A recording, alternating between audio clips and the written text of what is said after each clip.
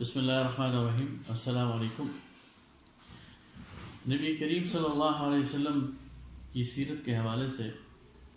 اسلامی تاریخ میں ایک اہم دن وہ 9 ذی الحج یوم عرفہ 10 ہجری ہے، جس دن نبی کریم صلی اللہ علیہ وسلم نے اپنے سامنے موجود لگ بھگ 1.5 لاکھ صحابہ کرام کے سامنے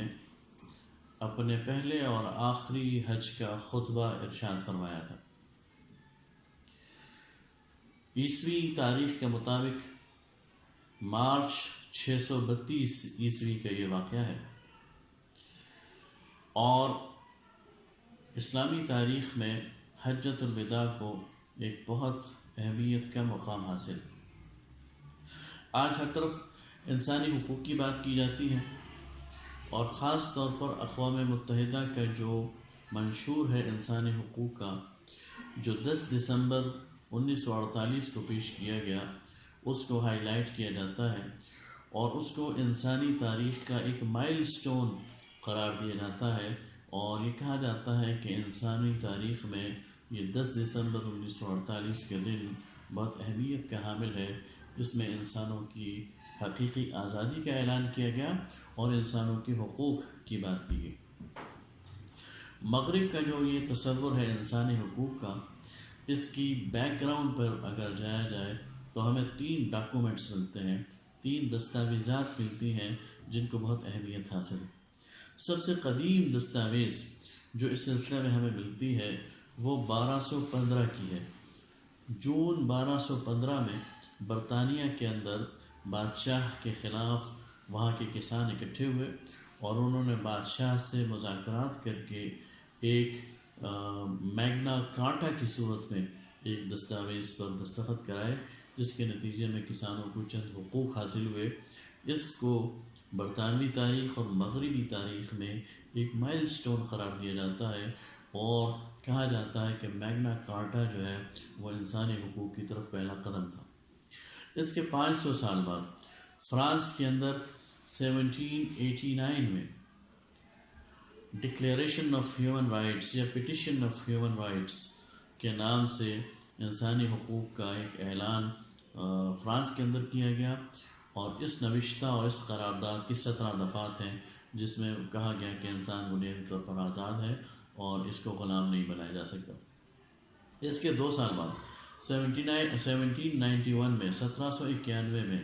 امریکہ کے اندر بل آف رائٹس کانگریس نے منظور کیا، اور یہ بھی بنیادی طور پر آزادی کے اعلان کی ایک دستاویز ہے۔ ان تینوں ڈاکیومنٹس کی بنیاد پر اور پھر آگے چل کر اقوام متحدہ کا جو چارٹر ہے اور جو اس کے منشور ہے ہیومن رائٹس کا، وہ پیش ہوا۔ انٹرسٹنگلی، اگر ان تمام دستاویزات کو اور پھر اس کا جو کلائمیکس ہے اقوام متحدہ کا ہیومن رائٹس کا جو چارٹر، اس کو کمپیئر کیا جائے اس خطبہ حجۃ الوداع سے جو نبی کریم صلی اللہ علیہ وسلم نے پیش کیا، تو ایک کمپیریزن تو یہ بنتا ہے کہ آج سے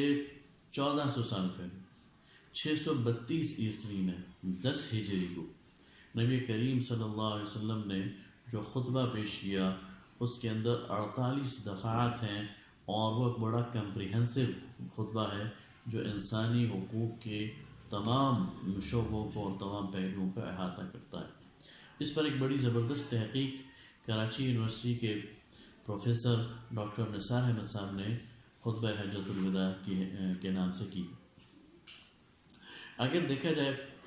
تو اسلام اور کمپیئر کیا جائے تو اسلام کا اور جو مغرب کا بنیادی حقوق کا تصور ہے، ان دونوں کو اگر کمپیئر کیا جائے، ان دونوں کا اگر تقابل کیا جائے، تو جو اسلام کا تصور ہے اس کو 6 حوالوں سے مغربی تصور پر برتری حاصل۔ پہلا حوالہ تو یہ ہے کہ مغرب نے جو سفر 1215 میں شروع کیا، جون 1215 میں میگنا کارٹا کی صورت میں، اسلام نے اسے 600 سال پہلے 632 عیسوی میں ہیومن رائٹس کا ایک مکمل تصور دے دیا تھا۔ مغرب نے 700 سال کے اندر، یعنی 1215 سے لے کر اور 1948 تک 700 سال کے اندر جو سفر طے کیا،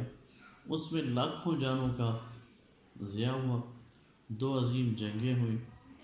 اور بہت تحریکیں چلی، اور اس کے نتیجے میں مغرب اس مقام پر پہنچا جس پر آج وہ فخر کرتا ہے۔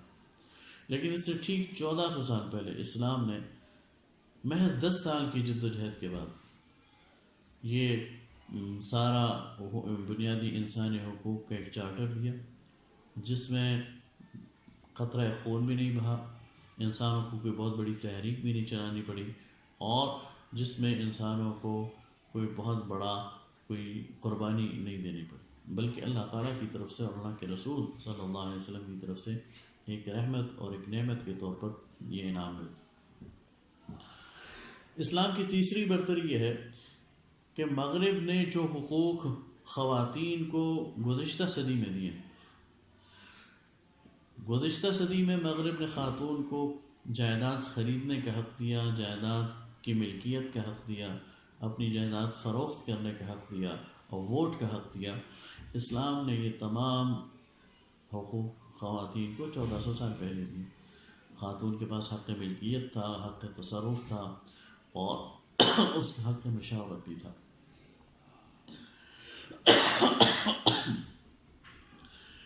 اسی طرح اسلام کی چوتھی برتری یہ ہے کہ اسلام نے حقوق کے ساتھ فرائض کے ایک جامع تصور دیا، جبکہ مغرب کا یہ پورا انسانی حقوق کا تصور فرائض کے تصور سے خالی۔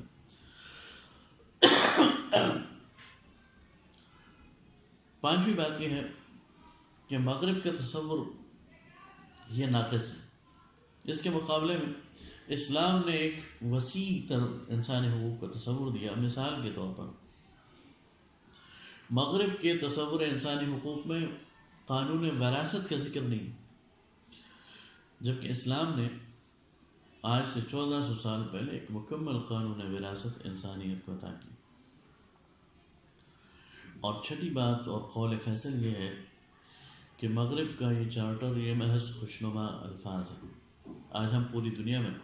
انسانی حقوق کی پامالی دیکھتے ہیں، لیکن نہ مغرب حرکت میں آتا ہے اور نہ اقوام متحدہ حرکت میں آتا ہے، اس لیے کہ یہ صرف خوشنما الفاظ ہیں جو قرارداد میں لکھ دیے گئے۔ اس کے مقابلے میں اسلام